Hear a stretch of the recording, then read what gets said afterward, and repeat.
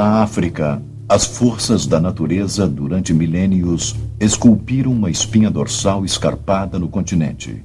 Elevando-se acima de tudo está o magnífico Kilimanjaro. Destas montanhas fluem rios que, como artérias, levam a vida para a floresta, os bosques e as intermináveis planícies abaixo. Esta é uma paisagem antiga, moldada pela chuva e pelo fogo. Para tirar vantagem desta impressionante diversidade de habitats, foi desenvolvido o maior grupo de animais de cascos que o mundo já viu. Aqui eles se adaptaram e sobrevivem em várias formas e tamanhos. Alguns são grandes, outros são pequenos. Alguns comem grama e outros folhas. Alguns vagueiam sozinhos, enquanto outros se mantêm juntos em rebanhos. Todos são sobreviventes por direito. E para equilibrar a multiplicação de milhões de herbívoros, existem os comedores de carne, os carnívoros. Com seus corpos construídos para força e velocidade, possuem um grau de inteligência necessário para sobrepujar suas presas. Todos eles nasceram para caçar, e apesar de serem muitos e suas formas e tamanhos serem adaptados à grande variedade de suas vítimas, 5 deles podem ser chamados de superpredadores.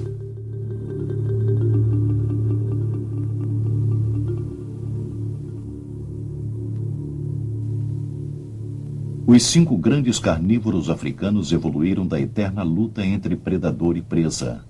Uma luta que ajusta cada um deles em seus papéis no drama de vida e morte que diariamente é encenado nas florestas e planícies da África. Eles vivem num mundo cruel. O castigo para o fracasso geralmente é a morte. A presa pode escapar ou morrer, mas o predador também se arrisca. Como veremos, em cada caçada há o risco de ferimentos, e um predador que não pode caçar certamente morrerá de fome. A natureza não se importa com o destino dos indivíduos, somente as espécies são importantes. Então temos que ser cuidadosos para não julgarmos os predadores pelos padrões humanos. Eles perseguem suas presas não por raiva ou ódio, mas porque a natureza os equipou tão soberbamente para fazer apenas isso, para caçar, para matar, para sobreviver, e cada um à sua própria maneira.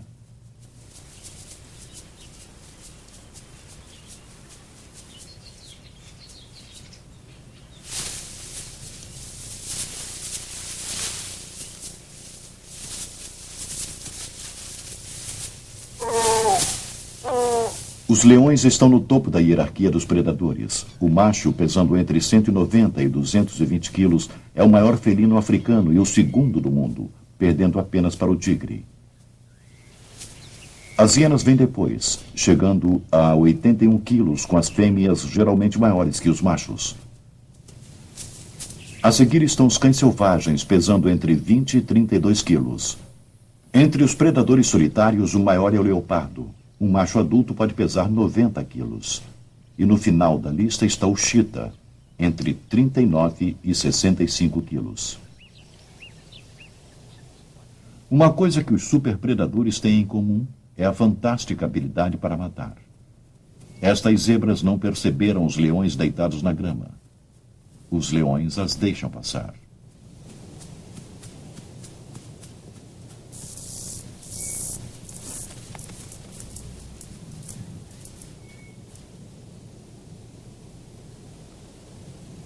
Um macho quase adulto e impaciente começa a segui-las. Dá para perceber que ele é jovem e inexperiente. Agora a leoa mais velha e mais experiente entra em ação. Uma leoa é menor que seu companheiro, pesando entre 120 e 150 quilos. Mas sua constituição mais leve a faz mais longilínea e ágil, e geralmente é um caçador mais bem-sucedido.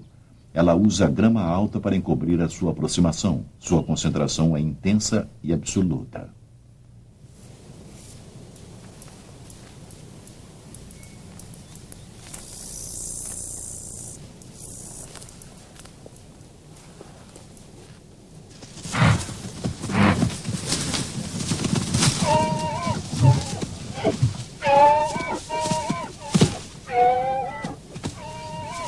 Vejamos esta caçada outra vez. Ela tinha 2 zebras para escolher. Ela escolheu corretamente, sem hesitação. São suas garras que a fixam nas costas da zebra, de modo que seu próprio peso evita que leve um coice. No início, ela não pode dar a mordida fatal. Ela ataca a coluna, e é por isso que a zebra é capaz de dar seu grito de alarme.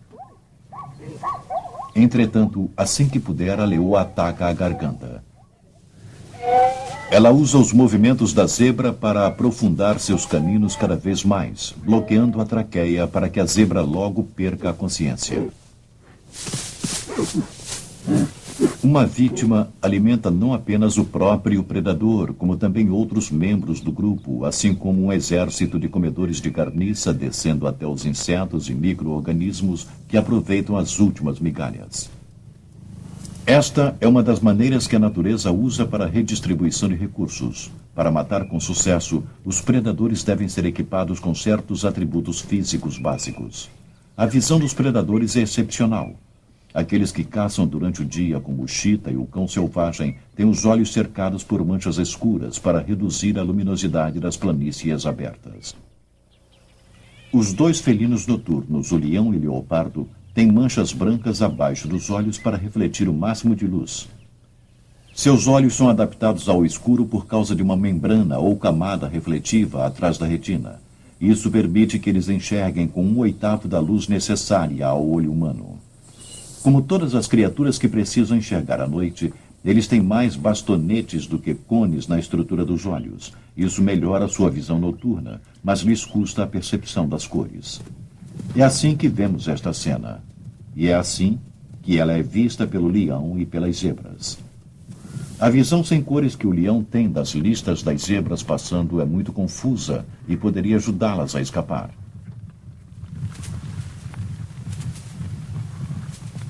Todos os predadores têm uma audição excelente, muito superior à dos seres humanos. Observem como a hiena e o leopardo movimentam as orelhas para localizar o mais leve som. Mas provavelmente é o cão selvagem com suas orelhas enormes que tem a melhor audição entre todos eles. O que é uma vantagem para a localização das presas, pode ser um problema na hora da aproximação. Aqui o cão cola as orelhas na cabeça para que fiquem menos visíveis. O som desempenha um importante papel em sua estrutura social. Eles falam uns com os outros para se comunicar ou avisar que um território está ocupado.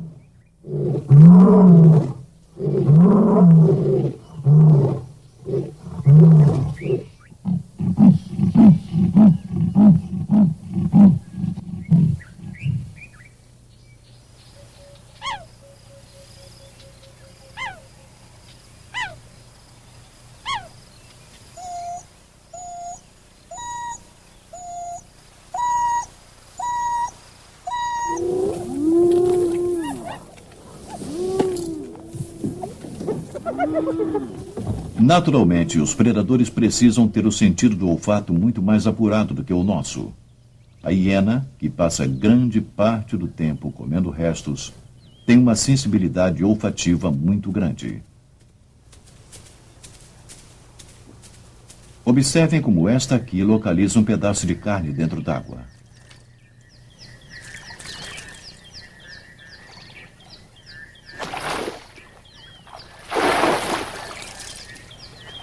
Todos os predadores bebem regularmente quando há água disponível. Os felinos mantêm a cabeça fora d'água enquanto bebem.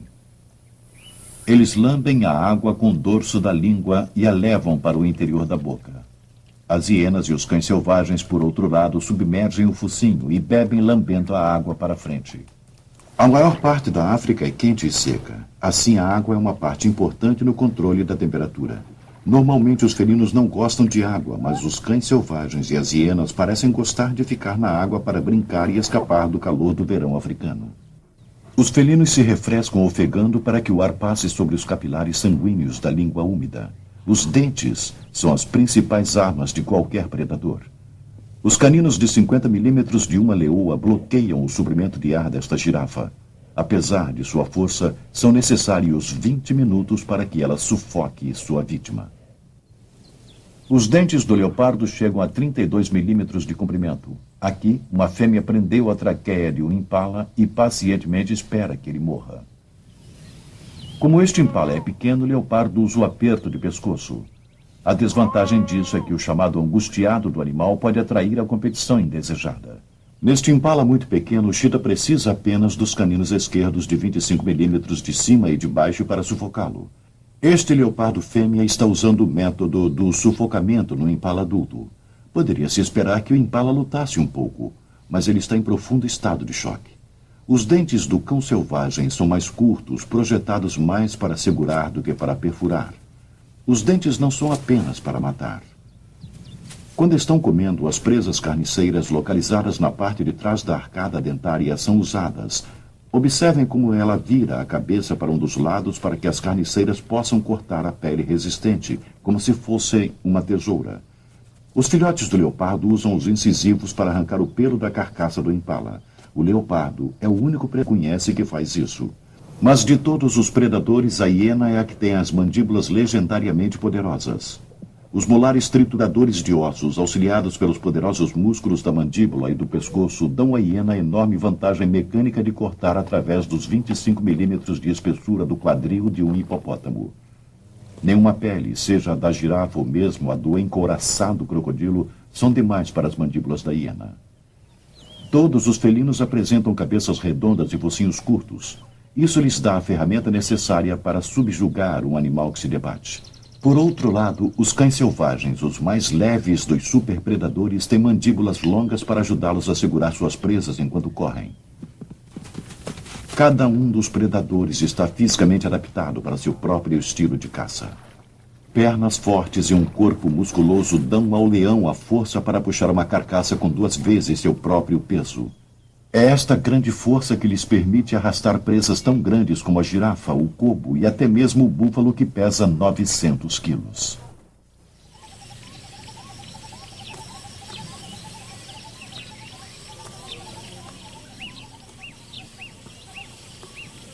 O leopardo também tem muita força. Com pernas curtas que lhe dão um centro de gravidade baixo, eles regularmente içam presas de peso igual e até mesmo maior que o seu próprio. Almofadas macias são especialmente importantes para a aproximação dos predadores. Dizem que o leopardo pode colocar sua pata traseira exatamente na pegada deixada pela pata dianteira. Desta maneira, ele reduz a chance de alertar sua futura vítima com o estalo de um galho ou farfalhar da folhagem. A pata do leopardo é adaptada para viver nas árvores, é muito flexível e se molda ao galho para se segurar. Aqui, um filhote de leopardo desenvolve habilidade. Agora é brincadeira, mas mais tarde em sua vida esta habilidade servirá a um propósito prático. Observe como ele segura a cabeça do impala, mantendo os perigosos chifres fora do caminho. As patas também têm muitos outros usos gerais. Cobrir o cheiro de uma caça para manter os competidores afastados ou escavar uma toca num cupinzeiro.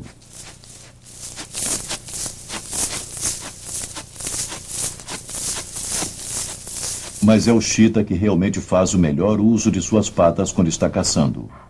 Logo nas primeiras passadas, o cheetah já está acelerado, antes mesmo das gazelas perceberem que a caçada começou. Ele escolhe um alvo e, uma vez feita a escolha, não se desviará mais. O cheetah é feito para correr porque tem o corpo leve e a cabeça pequena. As narinas grandes suprem o corpo de ar.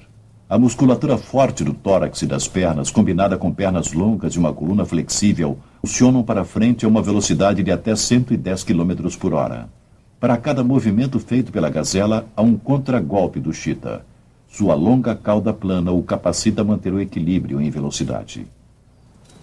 Tudo no cheetah foi desenvolvido com perfeição pela evolução para este momento. A pata da frente é que dará uma rasteira nas pernas da gazela.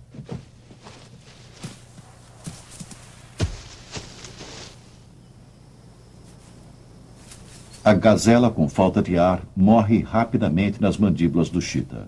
As garras do cheetah são parcialmente retráteis. Isso significa que na posição retraída, elas ainda estão projetadas o suficiente para dar tração. Os leões e leopardos têm garras em formas de gancho protegida por uma bainha que é engrossada pelo uso, mas elas podem ser expostas quando necessário. Para manter as garras afiadas e limpas, elas as raspam contra a casca das árvores. Isso também deve ser usado como uma técnica de marcação com cheiro. As garras afiadas também são úteis para subir em árvores. Olhe como este leopardo usa suas garras para içar o filhote de dentro de sua toca.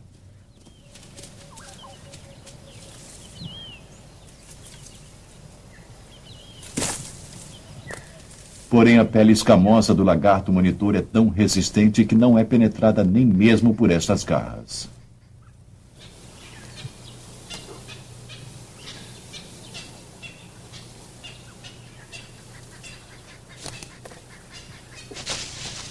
Mais acima da pata está o equivalente ao nosso polegar, o dedo rudimentar que é usado para prender e apertar.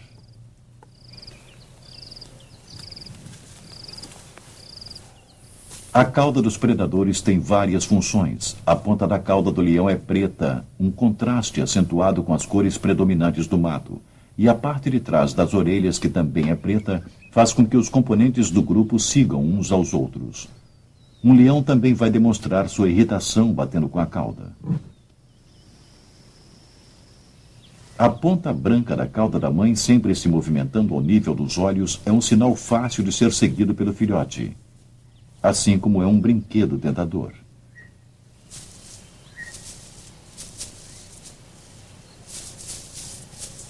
As caudas em forma de bandeira dos cães selvagens mostram para os outros membros da matilha o local da caça no meio da grama alta.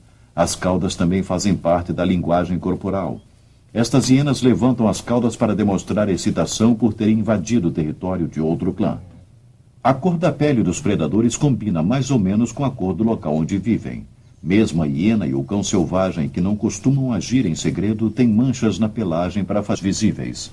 Mas é entre os que se aproximam silenciosamente que a camuflagem é mais importante. Uma leoa se mistura com o mato de inverno. As manchas do leopardo são mais versáteis. As pintas quebram seu contorno para fazer com que ele se misture ao ambiente que o cerca. Nesta mistura de sol e sombras, o leopardo se torna quase invisível. Também há estranhas variações na cor. Um gene recessivo que aparece periodicamente produz leões brancos e o cheetah real com suas marcas mais nítidas. Houve um tempo em que se pensava que o elegante cheetah real fosse uma espécie separada, mas hoje ele é reconhecido como uma variação. Até agora olhamos para as adaptações físicas dos predadores, mas o sucesso também depende da maneira como estas adaptações são usadas. Experiência, paciência, ritmo e muitas vezes uma pitada de sorte são importantes. Esta leoa está em cima de um ponto privilegiado, um cupinzeiro, observando um rebanho de gnus migrando. Ela analisa a cobertura disponível, o vento, a velocidade e a direção do rebanho e toma sua decisão. Os gnus tentam neutralizar as chances de ataque mantendo-se juntos e andando em fila única. Observe como ela se movimenta. Ela mantém seus olhos fixos no rebanho, e se um dos animais olhar em sua direção, ela para imediatamente. Conforme se aproxima, ela vai ficando cada vez mais cuidadosa. Pode-se perceber pelo movimento no mato que ela se mantém contra o vento. Repare como as orelhas são colocadas para baixo para abrandar o seu contorno. Suas pernas estão dobradas embaixo do corpo para dar maior aceleração. Ela sabe que sua melhor chance de sucesso está no pânico criado com sua corrida inicial.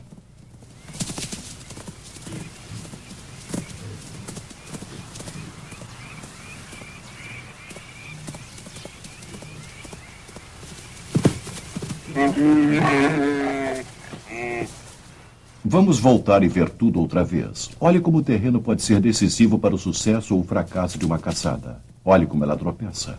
Ela se recupera rapidamente, mas o gnu é rápido e parece que se afasta.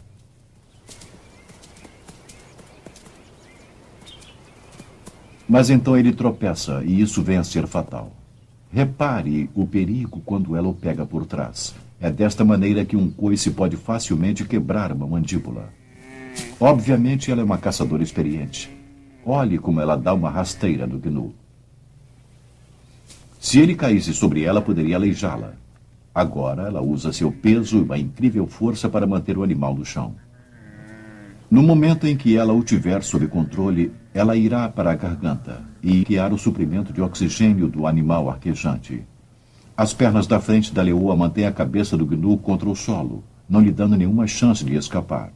Neste ponto, o gnu está em profundo estado de choque e não oferece nenhuma resistência.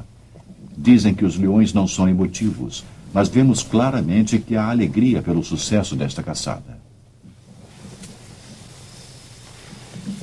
Os cientistas há muito discutem o quanto é instintivo e o quanto é aprendido nas técnicas de caça. Entre os superpredadores, parece que o cheetah é o que mais treina seus filhotes.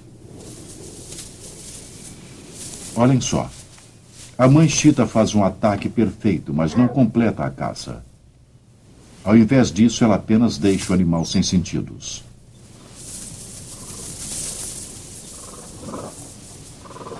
Quando os filhotes chegam, a gazela se levanta e corre. Um dos filhotes, de apenas 4 meses, a derruba. Um feito incrível para um animal tão jovem. Parece que é um exercício de treinamento para os filhotes. Em nenhuma hora a mãe interfere, ao contrário, ela fica à procura de outros predadores. Um dos filhotes tenta sufocar a gazela, mas suas mandíbulas são muito pequenas. Finalmente, ele consegue matar com o clássico aperto da garganta. Os cães selvagens dependem de resistência e da cooperação dos outros membros da matilha. Observe como o segundo cão trota pelo lado de dentro. A gazela poderia virar, e ele estaria na posição exata para impedir sua fuga. E como ele está cruzando o ângulo de corte, ele corre a uma pequena distância e se mantém forte caso o cão líder se canse. Neste caso, foi a gazela quem simplesmente desistiu, e a matilha teve pouco trabalho com ela. Muitas pessoas encaram as hienas como comedores de carniça, mas vários estudos mostram que elas fazem uma quantidade considerável de caçadas. Aqui, elas observam um rebanho de gnus procurando sinais de fraqueza imperceptíveis aos nossos olhos. Observem que não é nenhuma corrida espetacular como a do leão ou do cheetah. Em vez disso, a hiena esgota sua presa com uma resistência incrível. Ela tem um coração grande em relação ao peso do corpo que a capacita a correr por longos períodos.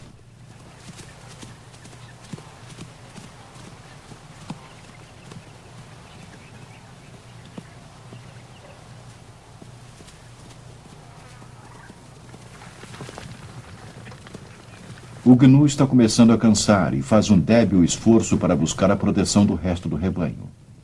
A hiena poderia parecer desajeitada, com estes ombros e pescoço pesados e as pernas traseiras curtas, mas isso lhes dá uma tremenda força para ser por isso que depois ela ataca a parte macia abaixo do abdômen. Ela dá uma mordida na presa, mas como ela não tem a força nem o peso dos leões e talvez o mais importante, não tem as garras para perfurar, ela não pode derrubar sua presa. Então se pendura para esgotar o animal. O gnu sobrevive ao primeiro ataque e se vira para seu algoz. Neste momento, a hiena tem o controle completo da situação. A vítima não tem nenhuma chance. Como um boxer, ela sacode e puxa. Quando a segunda hiena chega, a dupla começa uma perseguição implacável. O jovem gnu procura a proteção de uma elefanta e seu filhote, mas é inútil.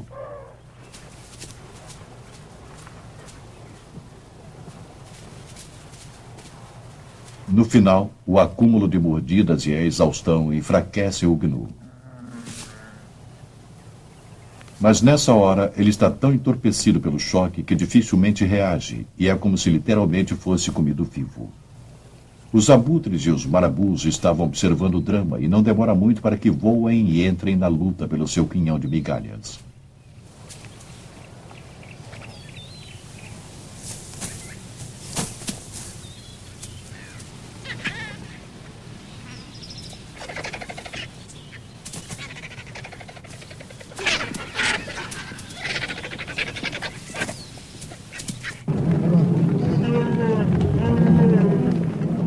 Mas existe um outro grande predador, que alguns chamam de sexto superpredador.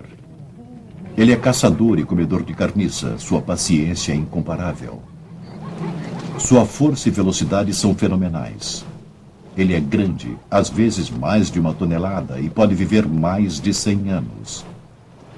Ele desempenha o mesmo papel dos predadores terrestres, mas seu habitat está limitado aos rios e lagos da África. Ele é o Crocodilus niloticus, o crocodilo do Nilo. Conforme os rebanhos da grande migração se aproximam da água, eles vão ficando cada vez mais nervosos. Eles sabem que precisam esperar o momento certo. O crocodilo é um predador de ficar e esperar. Ele não perambula pela área à procura de presas. Ao contrário, ele espera, se garantindo no conceito de que uma boa refeição o manterá vivo por muito tempo. Estima-se que um crocodilo grande possa ficar sem comida por quase 2 anos. O gnu não tem defesa contra o crocodilo. Tudo que eles podem fazer é se fiar nos números. A maioria passará, apesar de ter sido pego. O ar dentro d'água. A mandíbula do crocodilo tem músculos muito fortes e uma vez que os 60 dentes interligados se fechem, há uma pequena chance de fuga. Ele não mata sua presa da mesma maneira que um predador terrestre o faz. O crocodilo a leva para as águas profundas e deixa que o rio faça o resto. O gnu, se debatendo, fica cansado. E o crocodilo finalmente o puxa.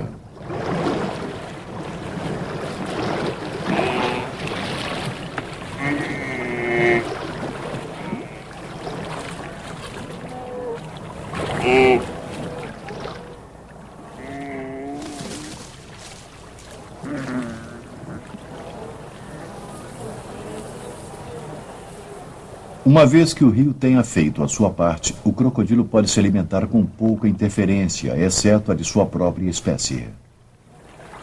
Aqui uma zebra se feriu durante a travessia. Sempre oportunista, não demora muito para que um crocodilo a remova.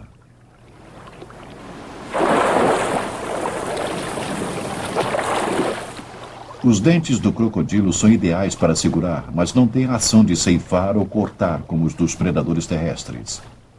Então ele usa sua força e peso para rasgar pedaços de carne. As partes resistentes, principalmente, são torcidas enquanto ele gira o corpo.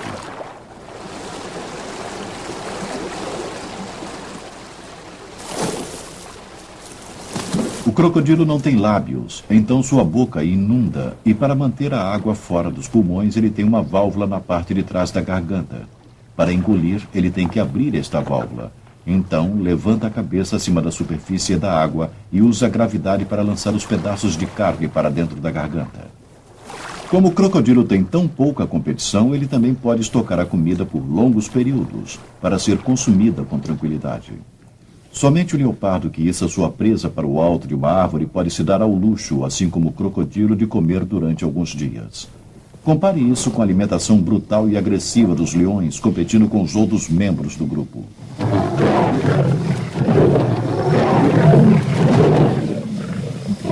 Um leão pode comer até 25% de sua própria massa numa refeição. Este jovem macho comeu um impala de 35 quilos inteiro de uma vez. Estes 4 cães selvagens deram fim a um impala em meia hora. 40 hienas comeram um hipopótamo de 2 toneladas em 2 noites, e quando terminaram, cada uma havia comido aproximadamente 50 quilos de carne. Mas até mesmo a poderosa digestão da hiena não se compara ao estômago de um crocodilo, cujos sucos digestivos podem digerir todas as partes de sua vítima, inclusive chifres. Os predadores terrestres são mais seletivos, escolhendo as partes por seu valor nutritivo ou as que oferecem maior facilidade. O leão cava fundo em busca do fígado rico em vitaminas. A natureza não projetou o sistema, é por isso que os predadores pagam o preço da presa. Existe um delicado equilíbrio entre eles para garantir a sobrevivência de ambos. Há tempos de fartura em que é fácil caçar, mas também há tempos de escassez, quando as circunstâncias mudam. A África é uma terra de extremos, secas seguidas de inundações. É quando os fracos são eliminados. Animais jovens e inexperientes são retirados dos territórios nativos. Os velhos e lentos não podem competir. Até mesmo os mais adaptados precisam procurar muito.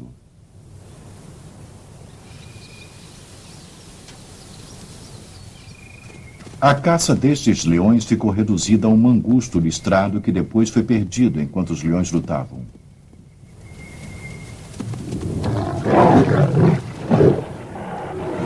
É em tempos assim que a habilidade de se adaptar do predador se torna importante. E o leopardo seguramente é o mais adaptado de todos eles. Este jovem macho sobrevive pescando bagres numa poça d'água que está secando.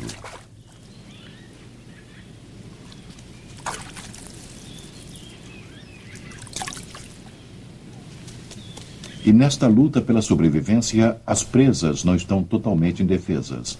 Elas também desenvolveram técnicas para se defender, como, por exemplo, se elevarem para aumentar seu raio de visão. Elas têm excelente audição e uma visão excepcional. Na verdade, a maioria dos herbívoros tem os olhos mais para a parte de trás da cabeça para ter um grande campo visual. Boa visão noturna os ajuda no escuro. Algumas vezes eles se reúnem em grupo, não só da mesma espécie, como de outras espécies, combinando altura, audição, visão e olfato para proteção mútua. Observe como um animal se mantém vigilante enquanto o outro bebe e vice-versa. Gritos de alarme de uma espécie podem avisar outras do perigo. Este esquilo avisa o rebanho da presença do leopardo caçando.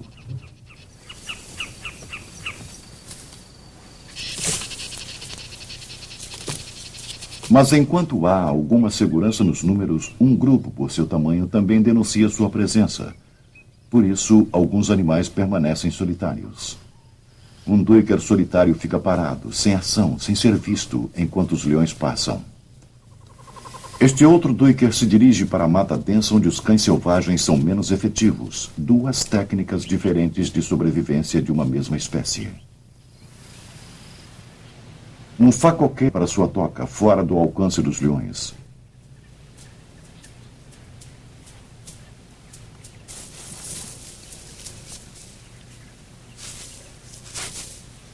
Este, por outro lado, usa a agressão para assustar um chita. Muitos herbívoros são equipados com corpos flexíveis e membros longos para correr, pular e se esquivar. Olhe como o bote rápido do impala o ajuda a fugir do chita. O terreno é importante para a caça de um predador. Esta leoa não tem nenhuma chance de surpreender na planície aberta. Um campo queimado dá pouca cobertura para um leopardo caçando. O mato alto limita a visão do chita, assim como evita que ele desenvolva a velocidade máxima. Esta parece ser uma distância importante e permite que a presa possa ver que os predadores estão mais além e sentem que não há ameaça. Naturalmente, isso varia de espécie para espécie. As gazelas podem permitir que o chita chegue até 80 metros antes de se assustarem. Entretanto, o topi, que é maior, permite uma aproximação de 40 metros. Algumas vezes as presas se tornam os agressores, porque a natureza as equipou com uma variedade de armas em forma de chifres, presas e cascos. E não é interessante para um predador se arriscar a um ferimento que o mutile. Este é um confronto entre a força do búfalo e o número e a cooperação do bando. Os leões devem pesar o risco de um ferimento com a comida que pode obter. O búfalo roda para proteger sua traseira vulnerável. Entretanto, há outras sutilezas em jogo. Ao bater nos arbustos, o búfalo está demonstrando sua força. Na verdade, ele está dizendo: olhem o que eu posso fazer. Ainda querem se envolver comigo?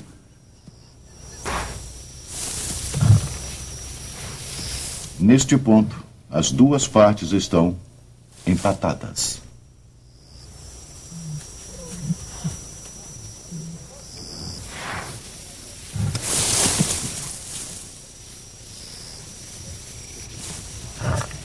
Finalmente, o búfalo se dirige para o pântano. Os leões o seguem, mas aqui o terreno se torna um fator determinante, já que os leões se recusam a lutar em campo alagado. O búfalo usou sua força e inteligência para escapar. Uma manada de búfalos tem grande vantagem e determina completamente o caminho dos leões.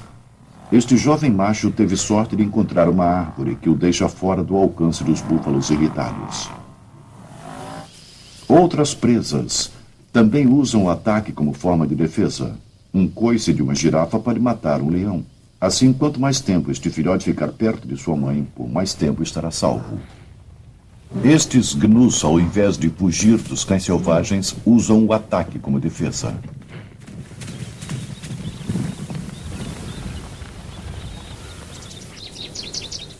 Aqui, uma leoa surpreende completamente um gnu, mas seu ataque não é decisivo, e então o macho rapidamente reage tomando a iniciativa. A leoa parece ter certeza de que pegou o facoqueiro, mas de propósito ou por coincidência, um rinoceronte branco se coloca entre eles, o que permite a fuga do facoqueiro. O corpo maciço do rinoceronte era toda a defesa que ele precisava. Inteligência também é um fator importante. Olhe como este macaco sobe até os galhos mais finos da árvore, sabendo que eles não aguentariam o peso do leopardo.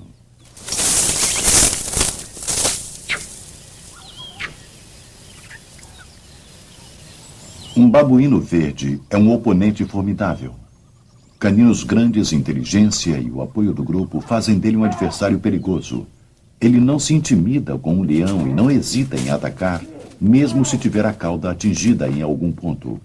Mas você pode reparar que ele nunca se afasta muito da segurança das árvores.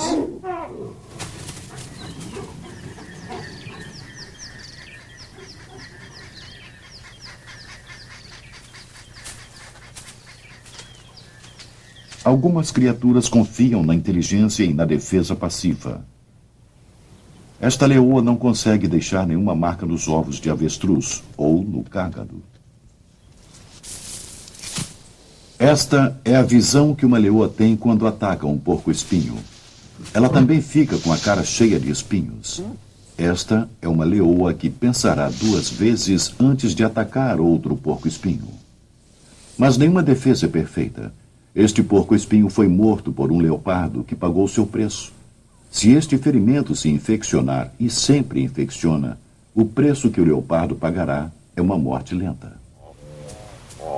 Para sobreviver, os comedores de grama nas planícies abertas devem proteger seus recém-nascidos. Aqui, mais uma vez, a natureza desenvolveu várias maneiras de minimizar a ameaça. Uma destas maneiras é o parto acontecer na parte mais quente do dia, quando os predadores estão menos ativos. Outra maneira é sincronizar os partos dentro da manada para que possam vencer os predadores com o peso dos números. Eles também produzem filhotes que são capazes, como no caso deste filhote, de ficar em pé em 6 minutos, andar em 10 e correr com a manada em meia hora. A gazela de Thompson come todos os resíduos do parto para reduzir as chances dela ser percebida. Durante as próximas horas, ela vai depender da camuflagem para protegê-la. Entretanto, nenhum sistema é infalível. Este cheat cobriu uma maneira de agir contra a camuflagem das gazelas. Ao invés de gastar muita energia correndo atrás dos adultos, ela aguarda perto da manada. Os cheetahs têm uma visão incrível. E este aqui sabe que mais cedo ou mais tarde uma das crias bem escondidas levantará a cabeça procurando sua mãe para mamar.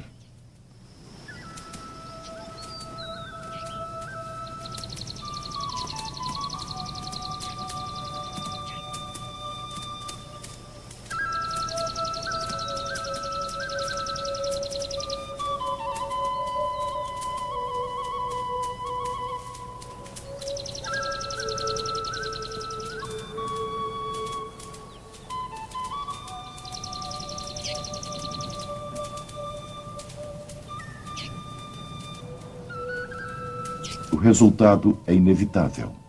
Mas nós temos que lembrar que sem os predadores para controlar seu número, as gazelas, assim como outras espécies, logo se multiplicariam até chegar ao ponto de morrerem de fome maciçamente. Às vezes, a natureza pode parecer cruel e indiferente, mas os predadores desempenham um papel vital no longo relacionamento entre as presas e o ambiente.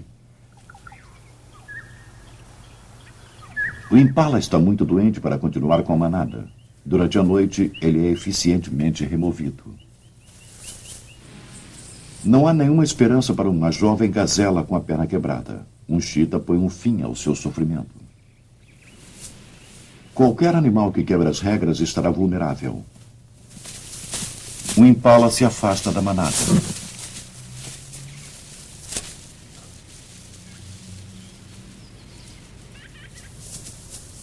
Um jovem gnu decide pastar sozinho.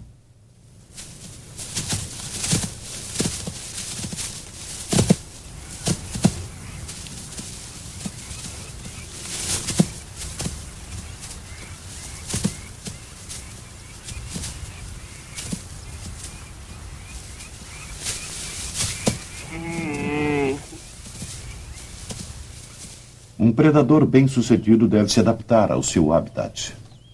Compare estes cães que estão caçando na floresta com aqueles que caçam nas planícies abertas. Observe como eles cercam os impalas. Com as orelhas para trás, eles tentam usar o elemento surpresa.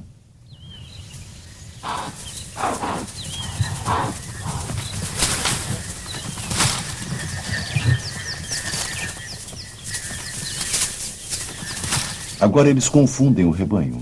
Na verdade, neutralizam a defesa do rebanho, isolando um animal, deixando-o mais vulnerável. Os cães à garganta, mas sem os caninos longos dos felinos, isso não tem muito efeito. Então eles partem para o ato de estripar.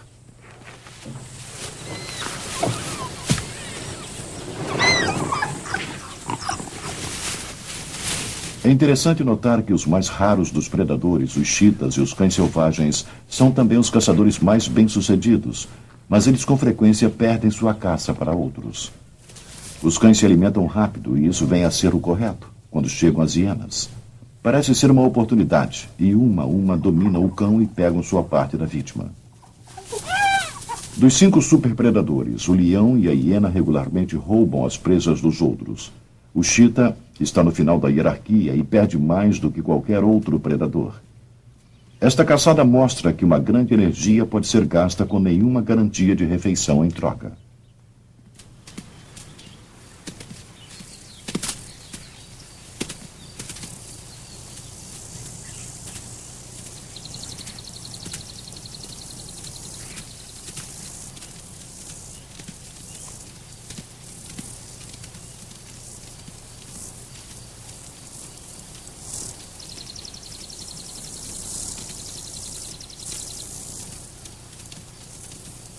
É uma longa caçada, e o chita, que tem um coração pequeno em relação ao corpo, está bem perto dos limites de sua resistência. Ela precisa pegar sua vítima dentro de 300 metros. A gazela também só é capaz de pequenos disparos de velocidade, e neste caso desistiu primeiro.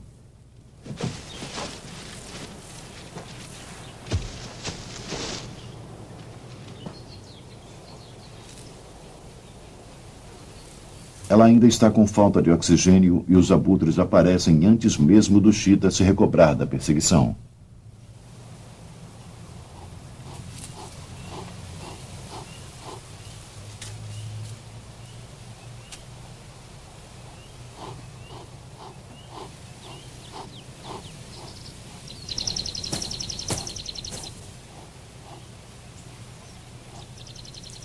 A chegada deles sempre chama a atenção para uma caçada. Assim que seu corpo cansado permitir, o chita começará a comer as ancas, onde ele pode conseguir o máximo de carne em um tempo limitado.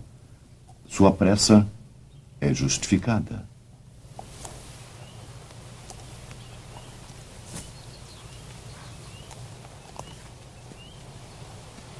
Um jovem leão viu os abutres descendo. Primeiro, ele não repara o chita, já que ele se comprime contra o chão.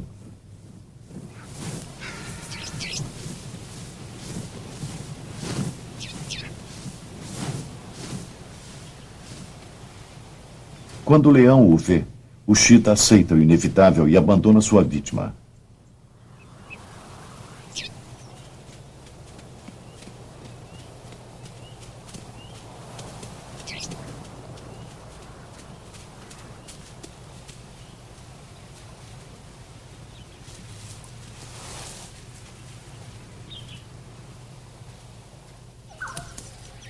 Agora é a vez do leopardo perder a sua presa. Embora não sendo tão ágeis como os leopardos, os leões também podem escalar.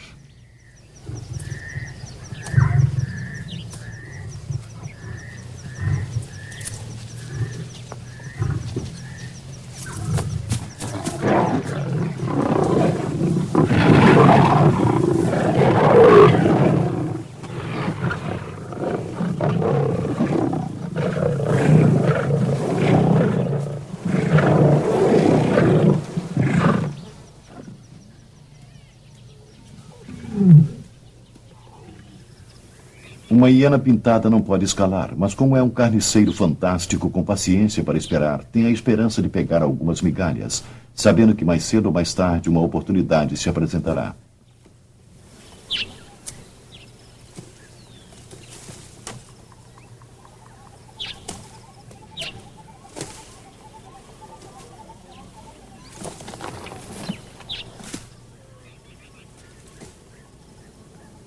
Os predadores competem por espaço e por presas, então eles não hesitam em matar uns aos outros quando aparece a oportunidade. Os leões têm a força e a selvageria para dominar todos os competidores. Os leões pegaram esta jovem hiena. Esta conseguiu escapar. Estes filhotes de chita foram mortos por leões machos. Quando o corpo é descoberto por uma hiena, ela tenta se fazer mais atraente socialmente, se esfregando contra o corpo antes de começar, embora relutantemente, a comer.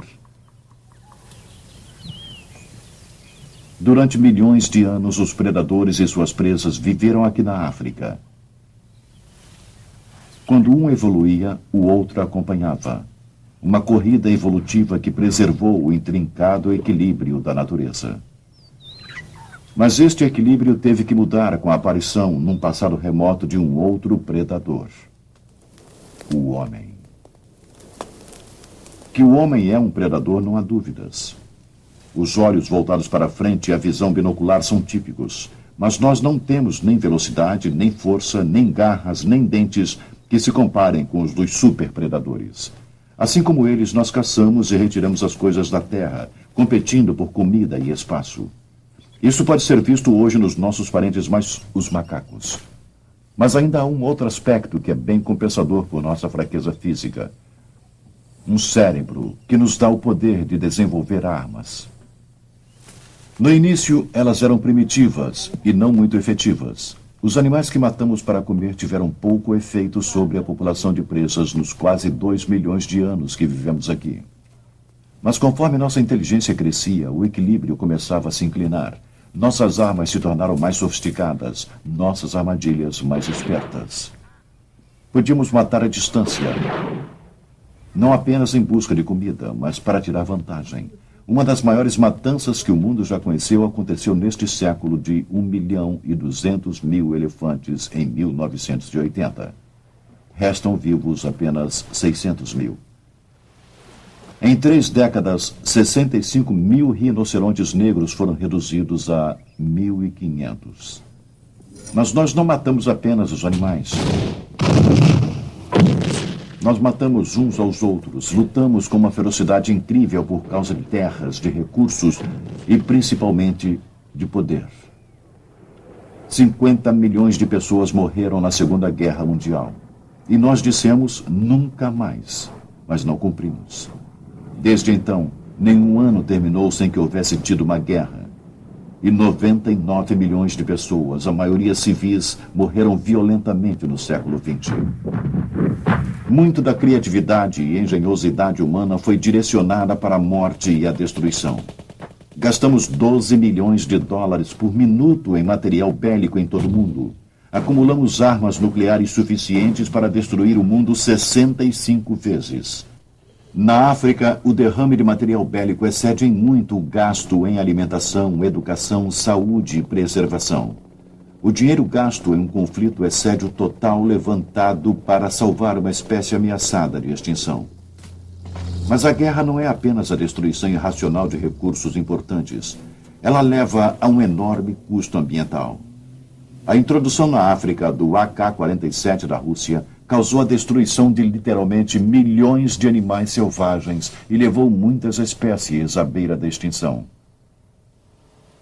E se não estamos desejando reconhecer a nossa responsabilidade moral para com as outras espécies, então a necessidade nos forçará a proteger a nossa própria. Somos a primeira espécie a ter o poder de destruir o mundo em que vivemos. Nossa destruição das florestas tropicais e a crescente industrialização já começou a alterar radicalmente o clima deste frágil planeta. É possível que quando a natureza se mobilizar para proteger o da Terra, ela o faça às custas de seu predador mais famoso.